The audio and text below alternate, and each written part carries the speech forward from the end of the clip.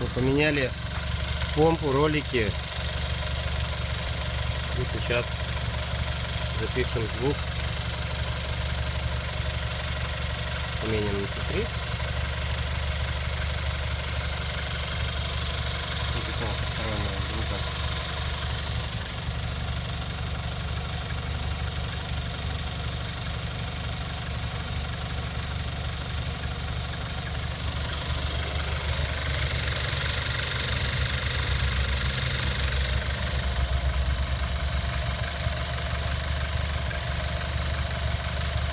А какой ужасный звук был до этого, можно просмотреть в предыдущем посте.